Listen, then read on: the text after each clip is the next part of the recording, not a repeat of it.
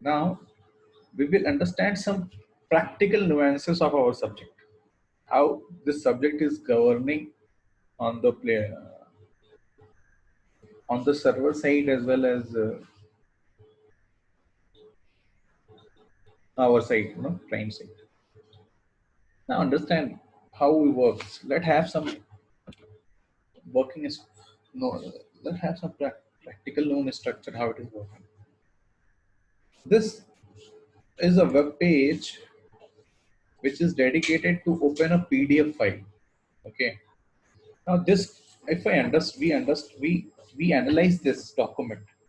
We came that as we started with the HTML. Then we have a zero head because there is no head involved here. And then our body style is style. This is CSS. If we go for a style, this is CSS. Height is of 100%. Width is of 100%. Overflow. Hidden margin is of 0 pixel. Background color is 82, 86, 89. Then we embed then style the position finally. Okay, this is the height, this is the width, this is overflow, this is the margin, this is the background color, and finally this is this. अब ये simple page को हमने कैसे compute किया है, तो ये इसकी जो ये सब जो है हम CSS में पढ़े हैं कि CSS ये के एट्रीब्यूट्स होते हैं कि किसी भी डॉक्यूमेंट के स्पेस का बैकग्राउंड कलर क्या है, डिस्प्ले कितना करना है, हाइट कितना रहेगा, मार्जिन कितना रहेगा, margin left, margin right, margin top, overflow x, overflow width कितना रहेगा, क्या इसमें कोई इवेंट जनरेट हो रहा है, नहीं हो रहा है, इवेंट जनरेशन जहाँ होगा जहाँ पे जावास्क्रिप्ट होगी, क्या डॉक्यूमेंट ऑब्जेक्ट की कोई ब्रेक पॉइंट्स है नहीं। HTML का तो ये काम है, ठीक है। HTML में तो ऐसा कुछ है नहीं, यहाँ पे बॉडी में ही सब काम चल रहा है, ठीक है। अब ये वो कंसोल है जहाँ पे हम अपने टेस्टिंग को करते हैं। अगर कोई हमको टेस्टिंग करना होता है रन टाइम, तो उसके लिए यहाँ पे हमको सॉफ्टवेयर इमाइब करना पड़ता है, सेलेनियम। तो जो भी टेस्टिंग होता है, तो ये वेब जो इसके अंदर ड्राइवर्स होते हैं, जैसे HTML लिख दिया हमने ना, HTML एंकर एलिमेंट, तो ये देखिए यहाँ पे लिख क्या रहा है, HTML एंकर एलिमेंट का जो कोड है वो ये है। फिर हमने लिखता जी HTML का ऑडियो एलिमेंट, तो यहाँ पे देखिए लिख के आ रहा है कि HTML का नेटिव कोड है ऑडियो एलिमेंट, ये मेथड है जो पहले से डिफाइन किया गया है। फिर हम लिखते हैं सिर्फ सिंपल HTML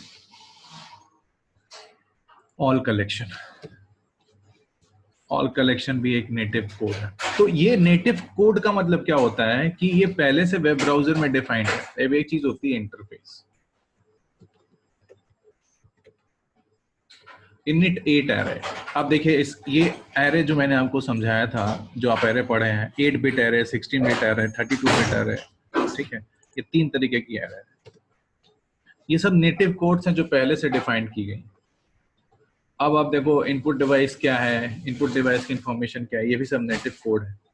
आपने क्या कोड किया है, जैसे मान लीजिए अभी मैं यहाँ पे लिखूं स्क्रिप्ट और इसने पूछूं कि भाई HTML स्क्रिप्ट के एलिमेंट्स क्या है, तो HTML स्क्रिप्ट के एलिमेंट्स नहीं आ रहे। ये F12 करेंगे ना तो वेब क्रोम में ये रन कंसोल प्लेटफॉर्म एस्टैब्लिश हो जाता है, ठीक है। कंसोल प्लेटफॉर्म थोड़ा हमारा बहुत सारा काम आता है कि ये बताता है कि भाई सोर्सेस कहाँ से हैं। तो सोर्सेस कहाँ से हैं भाई, सोर्स का मतलब क्या है कि देखो कैसे सोर्स का पता चल रहा है यहाँ पे, ये बहुत इंपॉर्टेंट है सोर्स जानना। टॉप पे गए, टॉप का मतलब ये वेब ब्राउजर है। वेब ब्राउजर से कहाँ पे है, देखिए हमने लिखा इस वेबसाइट पे गए, इस वेबसाइट से MIT_notes, नोट्स में programming_ PDF में हमारा ये डॉक्यूमेंट रखा हुआ है, ठीक है। वही मैं आपसे जो कहता था कि क्लाइंट साइड से हम रिक्वेस्ट करते हैं, सर्वर साइड में एक हम फोल्डर में अपने डॉक्यूमेंट को रखते हैं। उस फोल्डर को एक्सेस करने के लिए हम URL बनाते हैं, और वो जो URL है वो हम अपने को चेंज करता है फिर 01 में, और 01 में थ्रू प्रोटोकॉल्स वो सर्वर के पास जाता है और अपने डेटा को उठा के लाके देता है। तो यहाँ पे वही इंफॉर्मेशन दे रही है कि ये जो पेज आया है उसका सोर्स इंफॉर्मेशन कहाँ से आया, ठीक, ये उसका सोर्स इंफॉर्मेशन है।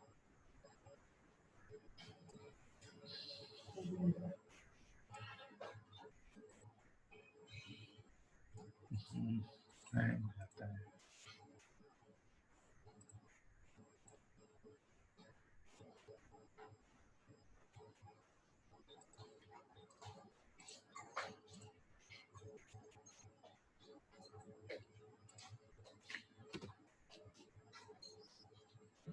देखो हमने थोड़ा सा छेड़छाड़ करना शुरू किया है तो जो सिस्टम है थोड़ा हैंग होना शुरू हो गया। चलिए यहाँ देखते हैं, एलिमेंट्स में गए, अब सोर्स इंफॉर्मेशन देख रहे हैं। यहाँ का सोर्स इंफॉर्मेशन क्या है, यहाँ का सोर्स इंफॉर्मेशन देखो क्योंकि बहुत ज्यादा है।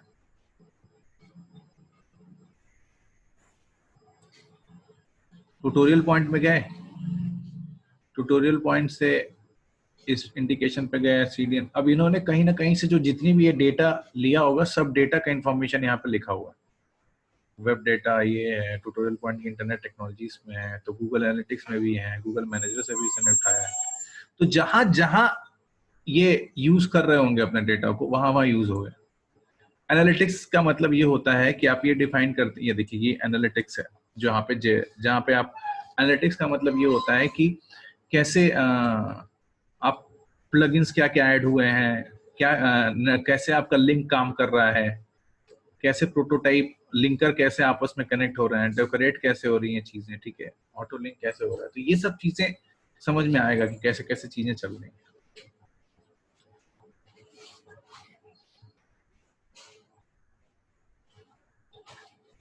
प्रिटी प्रिंटिंग क्या है भाई, फॉर्मेट फाइल है, कौन सी फॉर्मेट फाइल है, तो प्रिटी प्रिंटिंग फॉर्मेट फाइल है। New topic when you continue debugging you can also pretty print the file by checking. ये कोड है,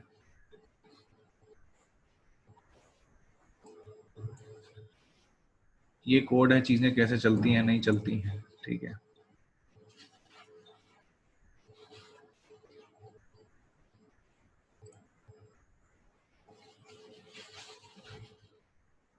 ये वर्क स्पेस में कैसे हम ओपन करते हैं फोल्डर पे, थोड़ा सा हम आपको प्रैक्टिकल बता रहे हैं, प्रैक्टिकल में हमको कैसे इन्फॉर्मेशन पता चलती है। जैसे ये इस इन्फॉर्मेशन से पता चले ना कि ट्यूटोरियल पॉइंट्स में इतने सारे फोल्डर चीजों से कनेक्ट है और इस फोल्डर पे सामान रखा हुआ है। यहाँ पे जब हम लोग बात करते हैं तो यहाँ पे डायरेक्ट हमको सोर्स पता चल जाता है कि सीधे नोट्स रखा हुआ, नोट्स हमने वहां से उठा के आपको सबमिट कर दिया, ठीक, नोट्स उठा के हमने सबमिट कर दिया। अब देखिए क्या नेटवर्क को इन्होंने फॉलो किया है कि भाई मिली सेकेंड है, एमएस मिली सेकेंड में चीजों का आई है, क्या फॉन्ट है, क्या जावास्क्रिप्ट है नहीं है, सीएसएस है नहीं है, इमेज है नहीं है, मीडिया है नहीं है, फॉन्ट है नहीं है, डॉक्यूमेंट है, हाँ डॉक्यूमेंट है। ये जो डॉक्यूमेंट है वेब प्रोग्रामिंग पीडीएफ कहाँ पे रखा था, वही फोल्डर में रखा था एमआईटी नोट्स वाले में, तो हमने डॉक्यूमेंट उठा के भेज दिया। वेब सॉकेट्स है नहीं है, मैनिफेस्ट है नहीं है, मैनिफेस्ट जो होता है वो नेटवर्क को पता चल गया कि कौन सा डेटा लेना है। अब इसकी परफॉर्मेंस देखनी है कि परफॉर्मेंस हो रहा है कि नहीं। तो परफॉर्मेंस करने के लिए हमने रिकॉर्डिंग करेंगे, फिर बहुत सारे काम होते हैं कि भाई WASD कीज को यूज करते हैं कि थोड़ा थोड़ा थोड़ा प्रैक्टिकल है, अभी परेशान मत होइएगा, बस दिखा रहा हूँ। अब आइए, ये आपको मदद करेगा समझने में कि जो मैं कहता था कि कैसे बैकग्राउंड में चीजें काम करती हैं। ये एक फ्रेम बनाया गया, उस फ्रेम में इस पीडीएफ को शो कर रहे हैं, ये जो है ये एक फ्रेम बना दिया गया ना, उस फ्रेम में चीजों को शो कर रहे हैं। तो यहाँ पे बैकग्राउंड में क्या चल रहा है, फेच कर रहे हैं और सिंक कर रहे हैं, ठीक है। और वो कैसे पॉसिबल हो पा रहा है, क्योंकि हम बहुत सारे मैसेज को कैश एप्लीकेशन होता है ना, एप्लीकेशन प्रोग्राम और कैश प्रोग्राम, तो यहाँ पे वो कह रहा है कि भाई आप और सीख सकते हैं। कोई भी फाइल जब हम एक्सेस करते हैं वेबसाइट पे अपने यूआरएल के थ्रू, तो कोई ना कहीं लोकल स्टोरेज पे रखा रहता है, फिर वो हमको मिलता है थ्रू सेशन स्टोरेज। तो लोकल स्टोरेज में चीजें रखती है, हम क्लिक करते हैं, क्लिक करने के बाद एक सेशन डेवलप होता है क्लाइंट से सर्वर का, और वो फिर उस पर स्टोरेज बनती है। फिर वो हर डेटा डेटाबेस में, इंडेक्स डेटाबेस में स्टोर होता है, जिसको हम एसक्यूएल, जो एसक्यूएल भाषा है डीबीएमएस की, जिससे हम कनेक्ट होते हैं, कम्युनिकेट करते हैं, उसके थ्रू हम लेते हैं। और इन सब की इंफॉर्मेशन कुकीज में रहती है कि जो हमने अभी रिक्वेस्ट रिस्पॉन्स मॉडल से अपने सर्वर साइड, अपने क्लाइंट साइड से रिक्वेस्ट किया है, तो सर्वर क्या करता है कि हमारा एक सेशन ऑब्जेक्ट ओपन कर देता है। जो सेशन ऑब्जेक्ट ओपन हो जाता है वो कुकीज के थ्रू हमको मिलता है, ठीक है। तो ये सब है कैसे प्रैक्टिकली कैसे HTML काम करता है। बाकी तो हम लोगों ने देखा ही है कि थ्योरेटिकली क्या होता है, थ्योरेटिकल चीजें चल कैसे रही हैं।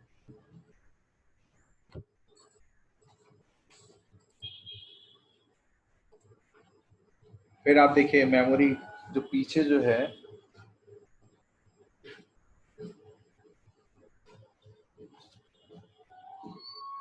पीछे जो है कि कौन कौन से मेमोरीज चल रहे हैं। तो भाई हीप मेमोरी जो होता है, ऑब्जेक्ट जितने भी बनते हैं वो हीप मेमोरी में होता है। कैसे कैसे अब इसको आप समझ सकते हैं कि प्रैक्टिकली 1.2 MB का मेमोरी है, स्टार्ट करते हैं तो पूरा स्नैपशॉट बता देगा कि भाई मेमोरी एलोकेशन टाइम कैसे है, कैसे मेमोरी को मेमोरी एलोकेशन टाइम का मतलब ये है कि जब बहुत सारे लोग सर्वर पे चल रहे हैं, इसको अभी कोई एक्सेस नहीं कर रहा तो कुछ पता नहीं चल रहा। अगर इसी को आप google.com पे जाएंगे,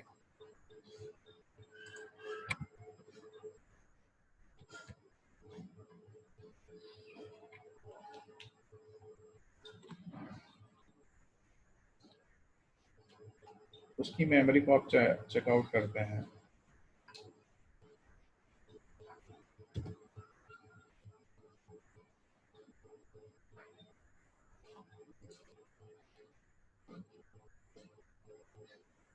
मैंने अभी कुछ किया नहीं है, मैं सर्च करता हूँ, सर्च करता हूँ तो देखिए हाइप स्पाइक्स आना शुरू हो गए। जैसे जैसे मैं सर्च करूंगा ना वैसे वैसे स्पाइक्स आने शुरू हो जा रहे हैं। ये जो स्पाइक्स है ये बता रहा है कि टाइम के साथ कितना मेमोरी सर्वर साइड पे कंज्यूम हो रहा है। क्यों? जब प्रोसेस हो रहा है तो ये जब प्रोसेस हो रहा है तो कोई ना कोई मेमोरी तो एलोकेट हो गई होगी ना। ठीक है, तो ये जो फंडामेंटल है ये समझना है। ठीक, कि कैसे बैकएंड में एक एक चीज की क्लासिफिकेशन की गई है। फिर अब देखिए मेमोरी की बात हो गई, परफॉर्मेंस। अब देखते हैं कि एप्लीकेशन कैसे काम करता है। एप्लीकेशन में कुकीज है तो अभी कुकीज इतने अच्छे से नहीं जानते। फिर सिक्योरिटी ओवरव्यू, तो कोई भी वेबसाइट जब आजकल जो है HTTPS चलता है, hyper text transfer protocol security. ठीक है, तो इस छोड़िए, जब google.com पे हम जाते हैं तो google.com में सिक्योरिटी जो है वो इतना सारा है कि भाई हमको भले google.com दिखाई दे रहा है लेकिन google.com में देखिए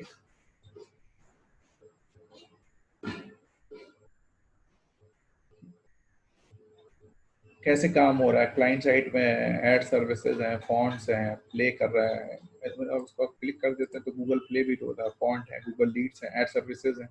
इन सब की सिक्योरिटी मैनेजमेंट हो रहा है। वो कैसे हो रहा है कि ये जो valid HTTPS hypertext transfer protocol security, S मतलब सिक्योरिटी, वो ना हमको एक सर्टिफिकेट देता है जो वैलिड होता है, तो जाके हम अपने प्रोग्राम को और अच्छे से समझ पाते हैं। और ये वैलिड सर्टिफिकेट्स यूं ब्राउजर में शो करता है कि भाई ये रिमोट कंप्यूटर है और इस डायनेमिक इसका नंबर ये है 2:23:114.1.2.2। उसको हम इशू करते हैं सर्टिफिकेट कहाँ से? google.com से। हम अपने सिस्टम से इशू करते हैं google.com के। और ये इशू कैसे हो रहा है? GTS CA 101 कहाँ तक के लिए वैलिड है? 5/5/2020 से 7/28/20। ठीक, डिटेल है पूरी की कौन कौन से एल्गोरिथम यहाँ पे यूज हो रहे हैं। ठीक, अब देखो भले वो सर्टिफिकेट के अंदर देखो क्या क्या है, डिजिटल सिग्नेचर है, DNS का नंबर है, google.com जो हम आपसे DNS कह रहे थे वो google.com है, तो ये DNS का नंबर है। और जब हम DNS पे क्लिक करते हैं तो पूरी बात बता देता है कि भाई google.com प्रोवाइड पे कैसे कैसे प्लगइन से काम करता है। गूगल के इतने सारे DNS आपस में काम करते हैं। जैसे गूगल का आप देखिए, गूगल कौन कौन से, यूट्यूब भी गूगल का ही है, डेवलपर गूगल, ये सब गूगल के DNS ने। यहाँ से आप इतना सादा कनेक्शन कर सकते हैं। ठीक है, सर्टिफिकेट का पाथ क्या है कि भाई google.com पे हम चीजों को भेज रहे हैं। तो ये प्रैक्टिकली में जो हम लोग चीजें पढ़ते हैं वो कैसे काम करता है उसका नंबर है। भाई हमको पता चलता है कौन सा वर्जन है, सिग्नेचर का नंबर क्या है, एल्गोरिथम कौन सा यूज हो रहा है। SHA एल्गोरिथम क्रिप्टोग्राफी में पढ़ेंगे, हैश एल्गोरिथम। इशूअर कौन है, वैलिड कौन सा होता है, पब्लिक की, प्राइवेट की, ये सब क्रिप्टोग्राफी है। जो आप जितनी चीजें हम आपको सिक्योरिटी चीजें बता रहे हैं कि कैसे डेफिनेशन किया जाता है, ठीक है। फिर डीएनएस का नाम क्या है, ठीक है। अच्छा, इसको अब ना थोड़ा सा सर्च करते हैं, BIT।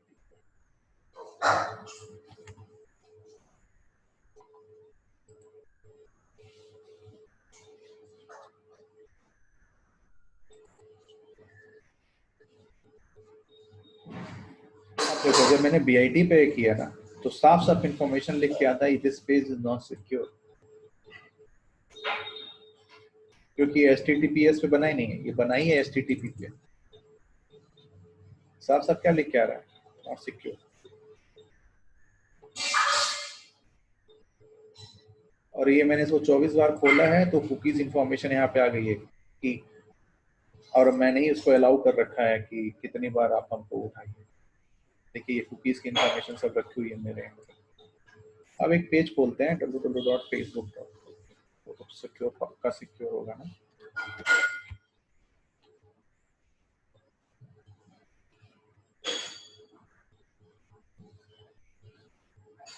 facebook.com को आप देखिए, ये फेसबुक है हमारा। facebook.com पे साफ साफ लिख के आ रहा है कि this page is secure through HTTPS। इसके पास भी अपना एक वैलिड सर्टिफिकेट होगा, और ये सबके ऑथेंटिकेशन अलग अलग है। इन्होंने वर्जन V3 लिया है, सीरियल नंबर इनका ये है। अब ये सब जितना भी काम है ना, सब वेब ब्राउजर करता है, ये यूजर से कोई मतलब नहीं होता सर्टिफिकेशन से, चाहे कुछ भी। अब facebook.com में क्या क्या है, फेसबुक इनकॉर्पोरेशन है, facebook.com की पूरी इंफॉर्मेशन है, Facebook incorporation, Menlo park, California, US। ठीक है, पब्लिक कौन सा है, पब्लिक पैरामीटर्स क्या है, ये ठीक।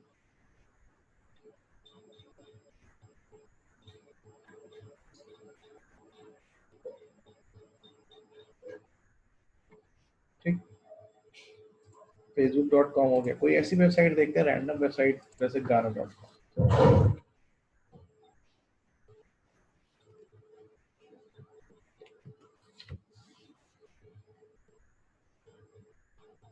गाना.com में क्या है कि भाई ये सिक्योर वेबसाइट नहीं है।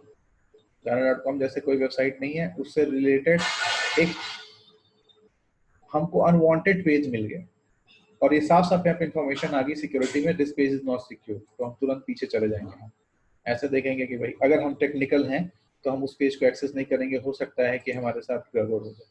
और यहाँ पे क्या होता है कि हम बुद्धा इंस्टीट्यूट टेक्नोलॉजी के स्टूडेंट हैं, तो उसको एक्सेस प्रोवाइड करता है, तो उसका रिकॉर्ड हमारे पास रहता है। अब हम लिखते हैं गाना.com।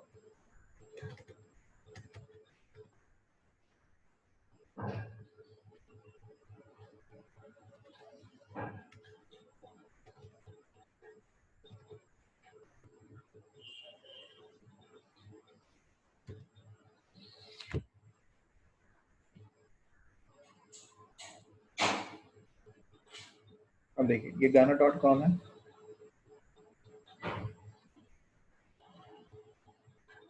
खुलने से पहले ये पेज पे आ गया कि दिस पेज इज सिक्योर, और इसमें हमको अभी तक 15 वार्निंग मिल चुकी है उस सिक्योरिटी की वजह से। तो जो पिछला पेज खोला था कि cookie associated with cross site resources URL was set without the same site address. ठीक है, कैसे कैसे काम चलता है, कैसे कैसे पूरा चीजें लिखी हुई है। फिर क्या आगे देखो, यहाँ पे यहाँ से कहता हूँ ना कि गेट हो डॉक्यूमेंट ऑब्जेक्ट मॉडल क्या होता है। देखो, इसका XML का डॉक्यूमेंट ऑब्जेक्ट मॉडल ये है। कैसे काम करता है, ये कुकीज हो गया। फिर डॉक्यूमेंट ऑब्जेक्ट मॉडल में यहाँ पे एक फ्रेम को मैनेज कर रहा है। फ्रेम के अंदर हमने एक फॉर्म बनाया, इनपुट लेना और फॉर्म को मैनेज करना। फॉर्म के बाद डॉक्यूमेंट ऑब्जेक्ट मॉडल ने क्या किया, एलिमेंट्स को डिफाइन करना शुरू किया, टेक्स्ट स्पेस और सबको। फाइनली हमारा फिर मेथड स्टार्ट होता है, गेट मेथड।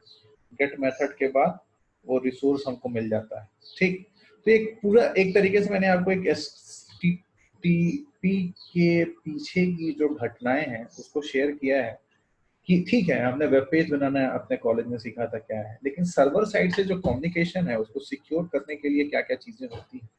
और अब देखो, ये 3 एरर्स आए थे, और हमने वो तीनों एरर्स को वेबसाइट ने अपने हिसाब से मैनेज कर दिया। अब ये सब चीजें हमको पता नहीं चल रही है, लेकिन वेब ब्राउजर बैकएंड में बहुत सारा काम करता रहता है हमारे लिए, ठीक है। मेमोरी मैनेजमेंट से लेके, इसको कहते हैं मेमोरी मैनेजमेंट, इसको कहते हैं सिक्योरिटी मैनेजमेंट, इसको कहते हैं नेटवर्क मैनेजमेंट, और एलिमेंट्स के इंफॉर्मेशन भी रखे रहता है, कौन सा एलिमेंट क्या काम करता है। So this is something I introduce you about software testing, actually web testing. तो इससे हम समझे कि क्या सर्वर साइड की प्रोग्रामिंग होती है, और सर्वर साइड की प्रोग्रामिंग में कैसे रोल प्लेस होते हैं, और पीछे कैसे पूरी एक पिक्चर चल रही होती है, हमको कुछ दिखाई नहीं दे रहा होता है। So I hope you understand. We will discuss more about this in future. Question bank बना के उसको भी डिस्कशन किया जाएगा।